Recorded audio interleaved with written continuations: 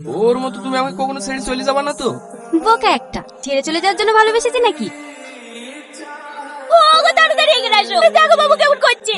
ওর বাবু, কিচ্ছু হবে না তোর, মনে হয় বিষ খেয়েছে। চলো চলো। ভাই, এমার্জেন্সি রুমটা কোন দিকে? সামনে গিয়ে ডান দিকে।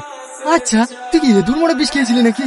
এত তাড়াতাড়ি সুস্থ হয়ে গেলি? ভর্তি মন কিছু আমাকে বলতে পারতি, আমি না হয় পটাশিয়াম সাইনাইড কিনে এনে দিতাম। মানুষকে এমনি এমনি মরতে চাই বল? তো আপনি কি মহান কারণের জন্য মরতে চেয়েছিলেন শুনি? সাথী। সাথী? সেটা আবার কি?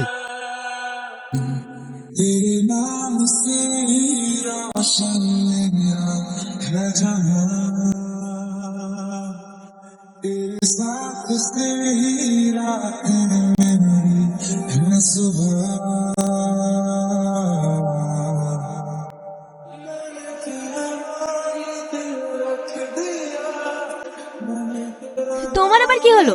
তুমি এভাবে তাকাচ্ছ কেন? ওর মতো তুমি আমাকে কখনো ছেড়ে চলে যাবা না তো? বোকা একটা, ছেড়ে চলে যাওয়ার জন্য ভালোবেসেছি নাকি? আর তুমি আমাকে ওদের মতো মনে করো? না না, আমি তোমাকে কখনো এমন বলতে পারি? তুমি তো আমার লক্ষ্মী সোনা। থাকার নাটক করতে হবে না তোমাকে। আমার সোনা রাগ করেছে? জানি না।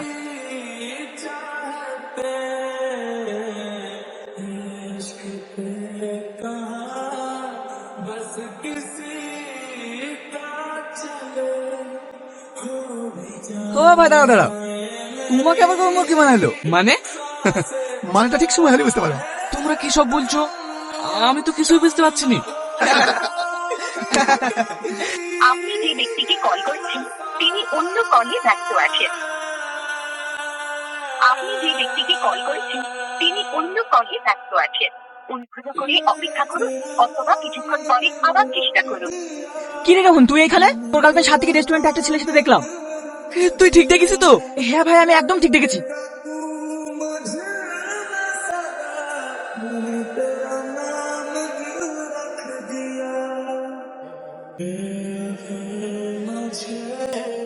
কিন্তু ওকে আমি সত্যিই ভালোবাসতাম।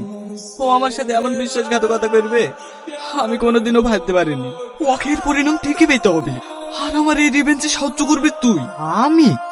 হ্যাঁ তুই। কিভাবে? আমি যা বলবো তুই তাই তাই করবি।